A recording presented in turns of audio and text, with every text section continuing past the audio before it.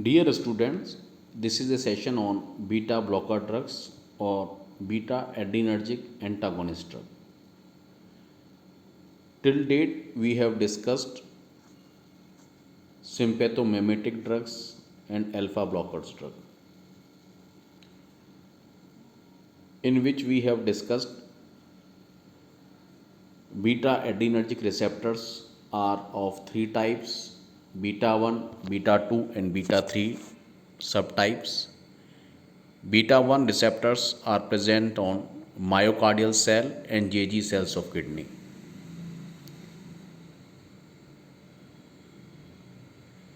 By stimulation of beta 1 receptor of myocardial cell, sympathomimetic drug shows positive chronotropic, positive dromotropic, and positive inotropic effect. By stimulating beta 1 receptors on JG cells, sympathomimetic drug release renin, which in turn activate renin-angiotensin aldosterone system, which is responsible to cause vasoconstriction, sodium and water retention, aldosterone synthesis, and by activating this, they increase blood pressure. Beta 2 receptors are present on blood vessels, bronchi, GIT smooth muscles, detrusor muscles of urinary bladder, and other side. While the action of beta 3 receptor is not fully established, but it is thought that they are related to adipose tissue lipolysis. And some of the trials has shown their action on bladder smooth muscles also. So in this session we will discuss actions and pharmacological effect and their therapeutic uses of beta blocker drugs. Beta blockers basically classified into three generations: first generation, second generation, and third generation. First generation beta blockers are non-selective beta blocker. They antagonize beta 1 receptor, beta 2 receptor, and beta 3 receptor as well. While second generation beta blockers, they are cardioselective beta blocker because they block beta 1 receptor present on heart only. They do not block beta 2 receptor, they do not block beta 3 receptor. Third generation beta blockers are those beta blocker which have additional vasodilatory mechanism.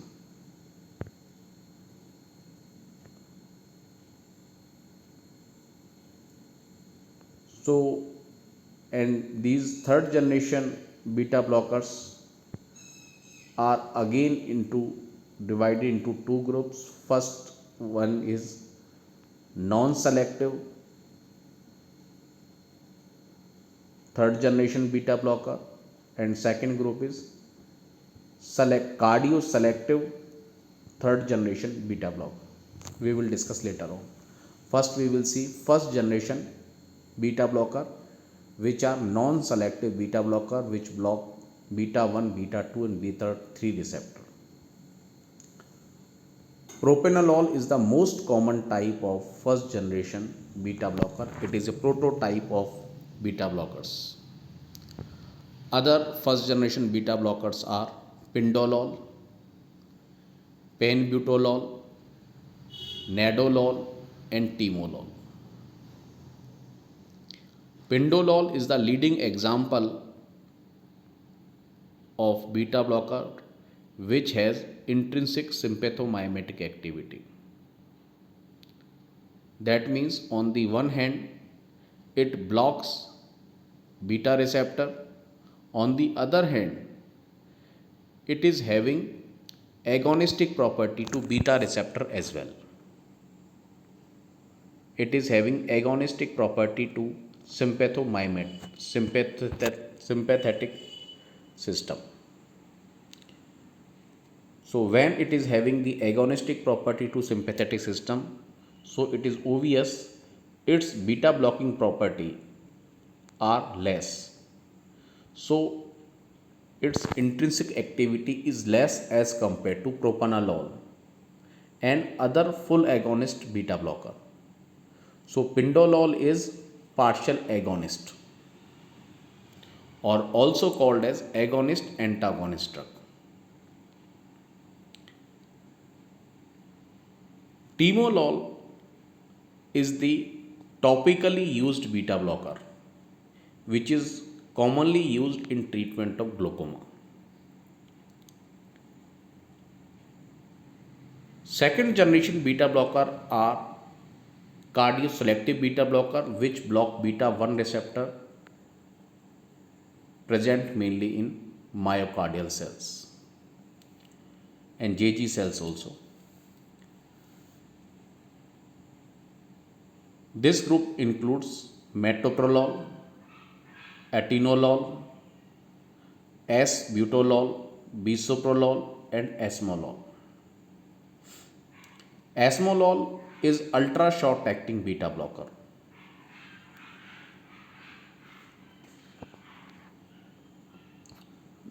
Now we will see the third generation beta blocker which have additional vasodilatory mechanism. It is of two type, non-selective third generation beta blocker which block all beta receptors, and second group is which have additional vasodilatory mechanism but they block only beta 1 receptor. So first group of third generation, that is non-selective with vasodilatory mechanism, include Carty-Carvey. Keep remember Carty-Carvey. And second group of third generation is beta-Sally. Carty-Carvey and beta-Sally. Okay. So third generation, first group of third generation, that is non-selective one, is Carty-Carvey and labetalol.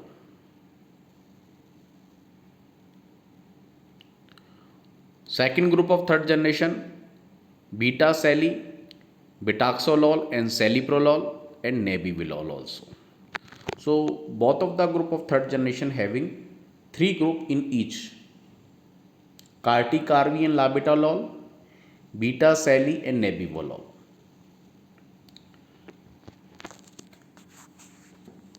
So third generation beta blocker have additional vasodilatory mechanism. What is the additional vasodilatory mechanism?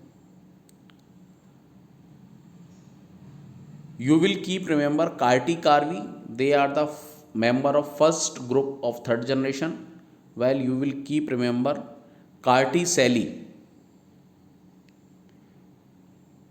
they are having same mechanism of additional vasodilatory mechanism. What is that? Both of the drug produce nitric oxide and both of the drug having beta 2 agonism property. As we have discussed in parasympathomimetic drug, nitric oxide causes vasodilatation, and because of the property of beta 2 agonistic property we have discussed, beta 2 receptor stimulation causes vasodilatation. So because of NO production and beta 2 agonistic property, Carty-Sally, these two beta blocker having additional vasodilatory mechanism. So we can see the Carty-Sally, on the one hand they are beta blocker, on the other hand they are having beta 2 agonistic property. So they are partial agonist, similar to pindolol.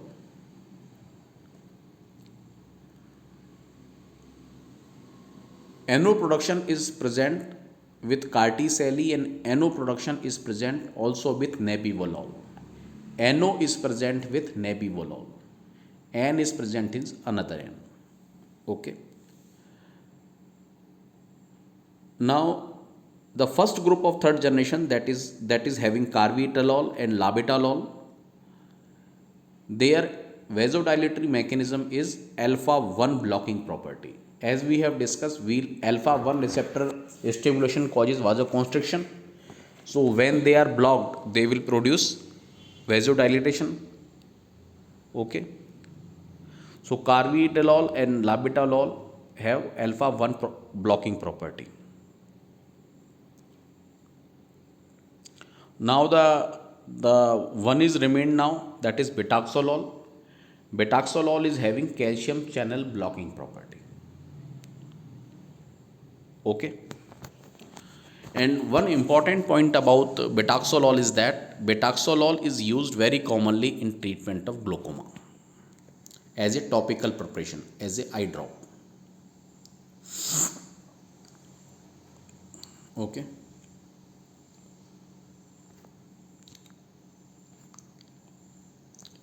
Now this table shows the additional mechanism of vasodilatation of third generation beta blocker.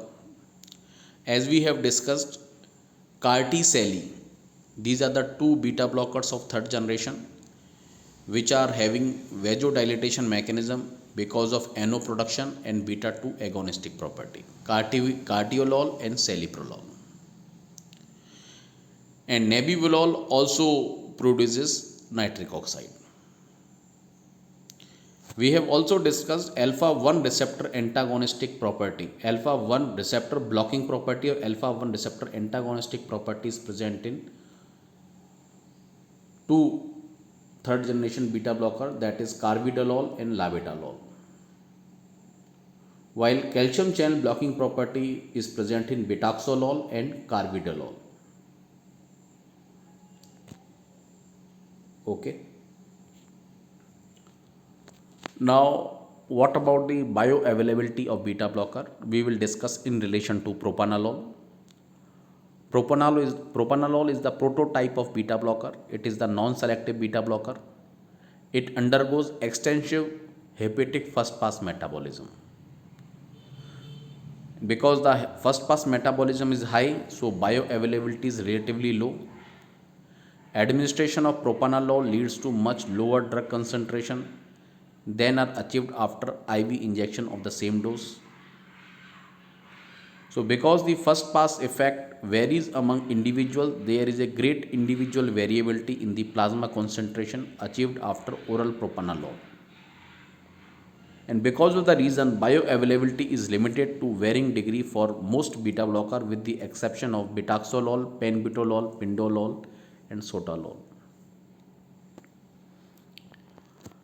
Now we will discuss pharmacological action of propranolol, starting with cardiovascular effect.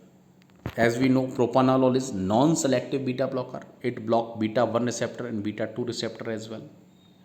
And because of the blocking effect of cardiac beta 1 receptor, what will happen? Beta 1 receptor stimulation causes positive chronotropic action, positive dromotropic action and positive inotropic action. So when these cardiac beta 1 receptors are blocked, what will happen? Positive chronotropic action will not be produced, so heart rate will decrease. Positive dromotropic action will not be seen, so conduction velocity will decrease. Positive inotropic action will not be seen, so myocardial contractility decreases. And because of the myocardial contraction, cardiac output decreases. Cardiac output decreases because of the stroke volume decrease and heart rate decrease. So when the cardiac output decreases, heart is contracting less. So myocardial oxygen demand decreases. So blood pressure also falls because cardiac output is decreasing. Total peripheral resistance, it tends to rise initially because vasoconstricting alpha 1 response is no longer opposed by beta 2 receptors, because these are the propranolol block the beta 2 receptors. They are not blocking alpha receptors. So when you have given propanolol, you have blocked beta 2 receptor with help of propanolol. So all the epinephrine that has been released in body endogenously, it will act upon alpha receptor, and when the alpha receptors are stimulated, it will cause vasoconstriction. Because of vasoconstriction, total peripheral resistance will increase. So that is the only transient initial effect. Ultimately blood pressure falls because the beta 1 receptor are also blocked. Postural hypotension is not a problem with propanolol because here alpha 1 action is intact. They are not blocked because propanolol is beta blocker only. It does not block alpha receptors. So blood pressure first increases, but ultimately it falls after chronic use because of the action on beta 1 receptor. Beta 1 receptor are blocked on heart, and beta 1 receptor on JG cells also blocked. So because of blocking of beta 1 receptor on heart and JG cells, blood pressure falls. Additionally, propranolol also decreases central sympathetic outflow. So ultimately, because of this reason, cardiac output decreases. Additionally, propranolol block facilitatory effect of presynaptic beta 2 receptor on norepinephrine release. So propranolol block presynaptic beta 2 receptor. When the beta 2 receptors are blocked, they will not facilitate norepinephrine release. So that is the additional mechanism of action of propranolol in fall in blood pressure.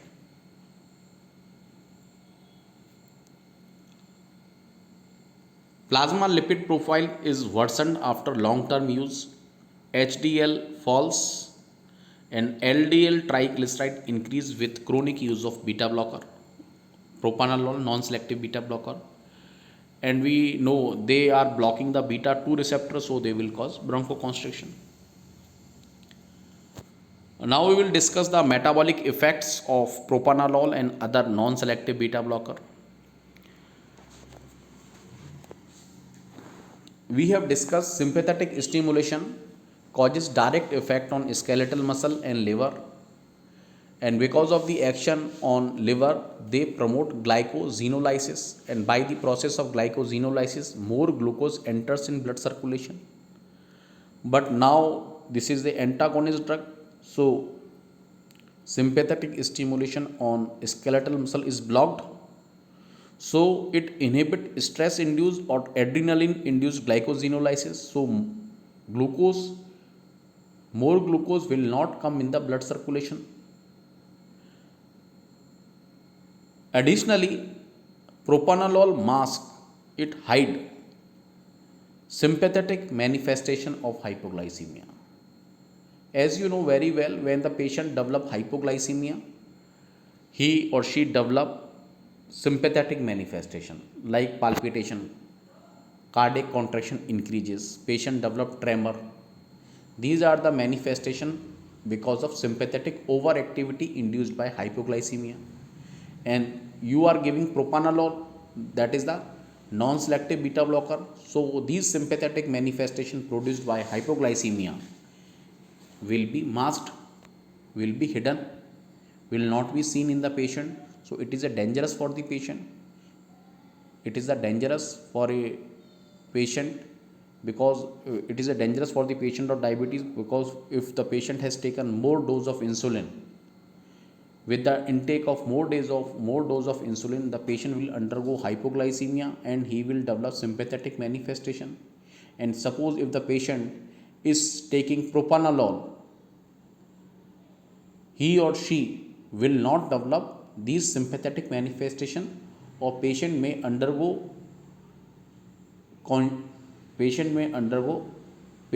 loss of consciousness. The condition of patient may worsen because of masking of sympathetic manifestation, because these are the sympathetic manifestation that warn the patient, and because of this sympathetic manifestation, patient take immediately glucose solution, so he or she can save himself or herself from hypoglycemia episode. But because of propranolol, these manifestations will not be seen and he or she may lose consciousness. So, propranolol should not be given in a patient of type 1 diabetes mellitus taking insulin. Propranolol impair recovery from hypoglycemia, but they should be used with caution in insulin dependent diabetes patient. This may be particularly important in diabetic patient with inadequate glucagon reserve and in pancreatomized patients because catecholamine may be the major factor in stimulating glucose release from the liver in response to hypoglycemia. Okay, because if the patient is not having glucagon reserve or the patient has removed pancreas, glucagon causes hyperglycemia. If the patient develops sudden episode of hypoglycemia, in that patient glucagon secretion may increase immediately. So that hypoglycemia may be treated successfully within minutes. But the patient who are not having glucagon reserve or in patient in whom pancreas has been removed, so they do not have glucagon, so they are solely dependent on catecholamines to maintain glucose level. And in those patients also you are giving propranolol, that is the antagonist of sympathetic manifestation. So these patients are having more risk of development of hypoglycemia. But when you are giving cardioselective beta blocker, with use of these drugs, patients are less prone to inhibit recovery from hypoglycemia because they are not blocking beta 2 receptor, which is responsible to maintain glucose level. Beta receptor antagonists are much safer in those type 2 diabetes patients who do not have hypoglycemic episode. Okay. Ocular effect. Beta 2 receptors present on epithelium of ciliary, so they decrease aqueous humor production. They are used therapeutically in treatment of glaucoma. But propranolol itself is not used in treatment of glaucoma because they have local anesthetic property. If they are used in treatment of glaucoma in the form of eye drop, it will anesthetize cornea, so foreign body injury may occur to eye. That's why propranolol non-selective beta blocker is not used in treatment of glaucoma. In spite of propranolol, timolol, this is the another non-selective beta blocker, is used in treatment of glaucoma in the form of eye drop. Beta blocker have antiplatelet action and fibrinolytic action as well. Because of these actions, they are used in treatment of myocardial infarction in post-MI patient to increase the survival of patient.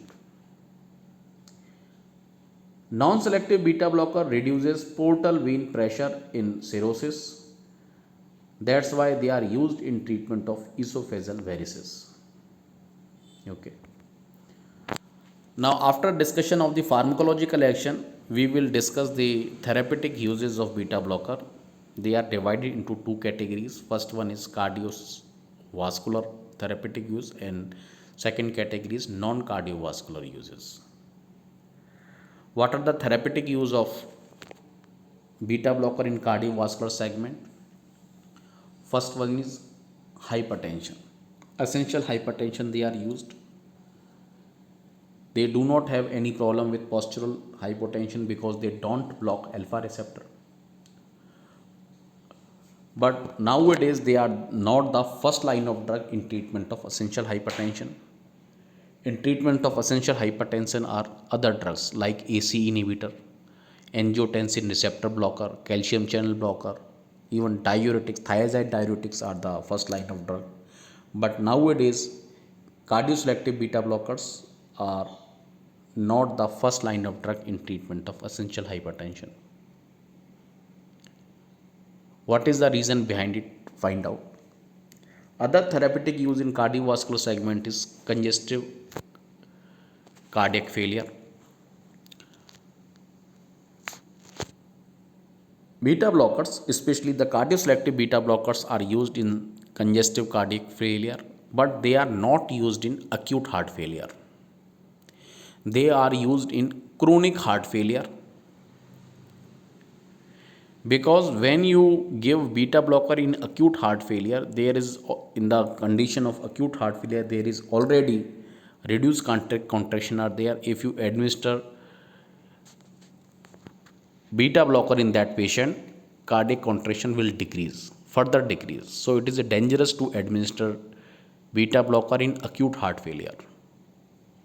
They are given in chronic heart failure to reduce cardiac remodeling. They will benefit, survival benefit to the patient. They increase the age of the patient.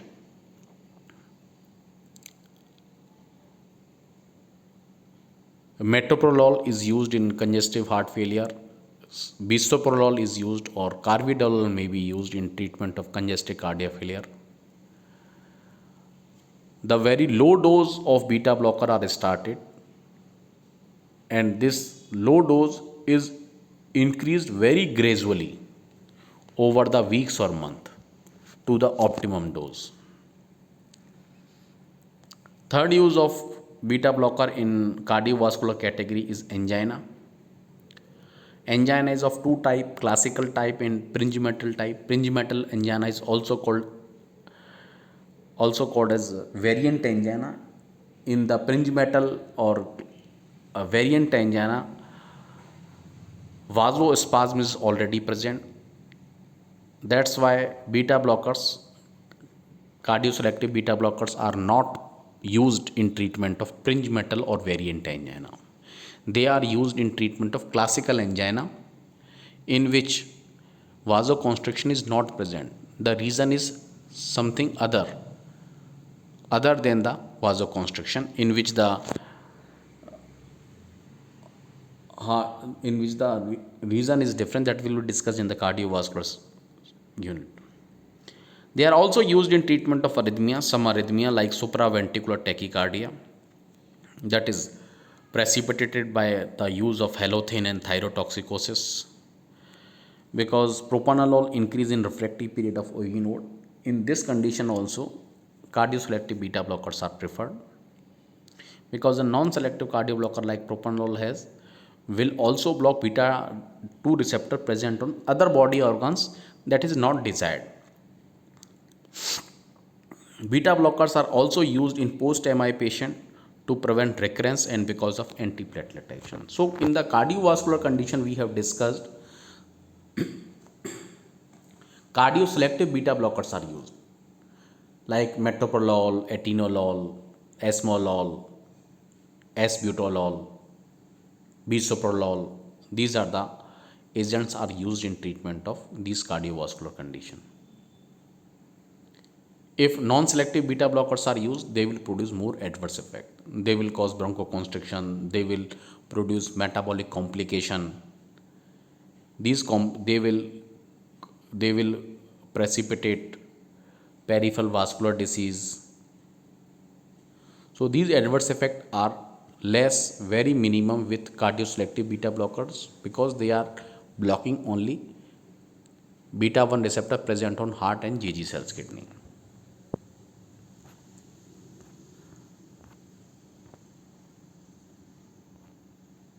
But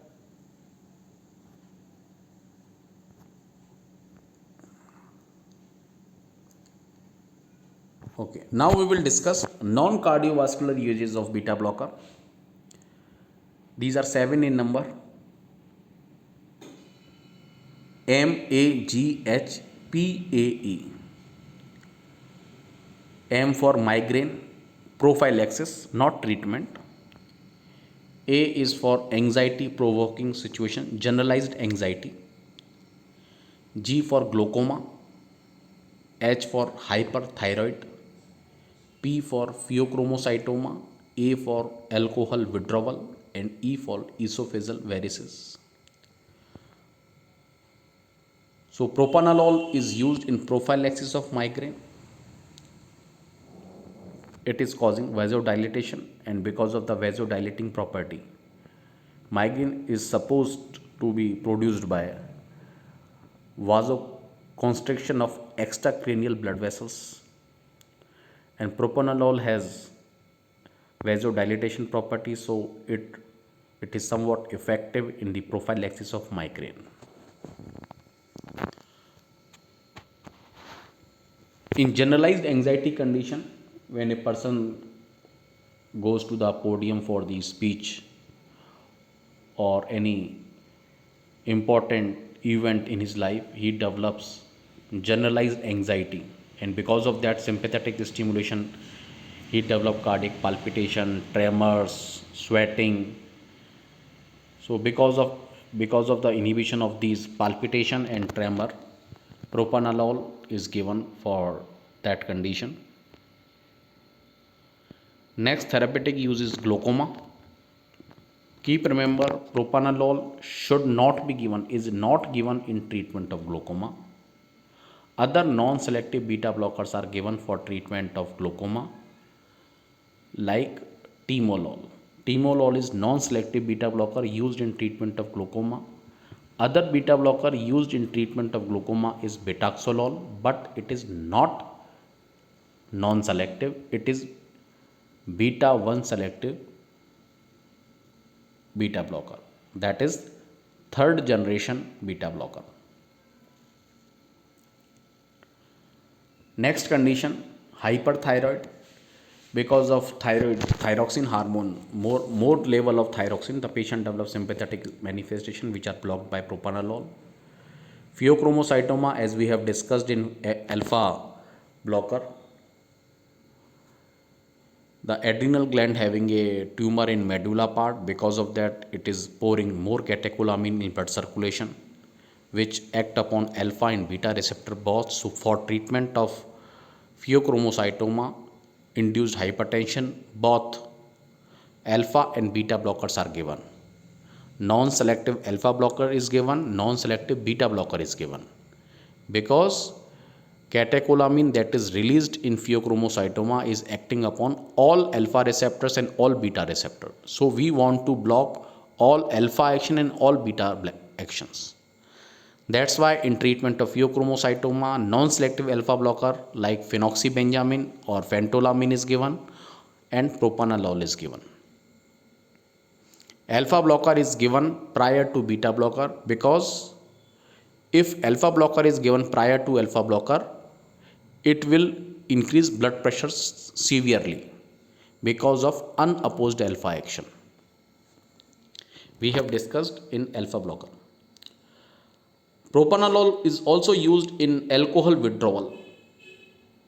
Suppose a patient is taking alcohol for months or years, and suddenly he stops to take alcohol. What will happen? The patient will develop sympathetic stimulation. Tremors, palpitation will be developed. And so to counteract these manifestations, propranolol is given. Next and last use of propranolol is esophageal varices. As we have discussed, propranolol reduces portal pressure.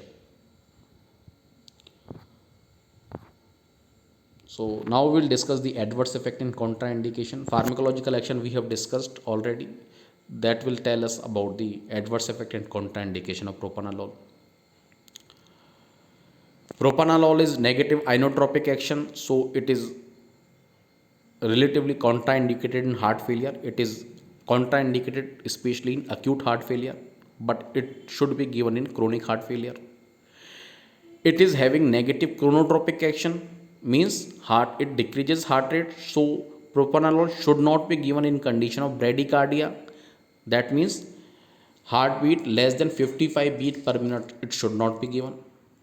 Propranolol is having property of negative dromotropic activity, that means AV conduction velocity decreases, so it should not be given in AV conduction delay diseases. It should not be withdraw immediately, suddenly, because rebound hypertension may occur. So it should be withdraw gradually because of the risk of rebound hypertension. There are some non-cardiovascular adverse effect as well. It may produce hypoglycemia. That's why it is contraindicated in patient receiving insulin and oral hypoglycemic agent. More risk in the patient with the receiving insulin. As we have discussed, it has adverse lipid profile. HDL decreases, LDL increases, and triglyceride also increases. It causes bronchoconstriction because of beta 2 receptor antagonism. It produces cold extremities. That's why it is contraindicated in Raynaud's disease. Some CNS side effects are also produced, like sleep disturbances, bad dreams, depression is also produced. In that condition, the patient who are expressing these CNS side effect, in these patient, hydrophilic beta blocker should be given. They will not cross blood-brain barrier like atenolol and nadolol. So now completion of the propranolol and other non-selective beta blocker, we are switching the cardio-selective beta blocker. They block only beta 1 receptors in the therapeutic dose. But when the dose of cardio-selective beta blockers are increased above the therapeutic dose, they block beta 1 receptor, beta 2 receptor as well. In the most of the cardiovascular condition, cardio-selective beta blockers are used because they have some advantages over non-selective beta blocker, because they produce less adverse effect, because they are not blocking beta 2 receptor present elsewhere else. These cardio-selective beta blocker are not blocking beta 2 receptor in bronchi, so they are safe in asthmatic patient. These cardio-selective beta blocker, they do not produce metabolic complications, so they are safer in diabetic patient because glycosenolysis is less inhibited, and sympathetic manifestation produced by hypoglycemia are less masked as compared to propranolol. They are also safe in patient with peripheral vascular disease because they do not produce vasoconstriction and less deleterious effect on lipid metabolism. So these are the advantages, or you can say these are the plus point of cardio-selective beta blocker over non-selective beta blocker. In two conditions they are safer: asthma and diabetes, and third condition peripheral vascular disease, and fourth they are less harmful effect on lipid metabolism. Okay.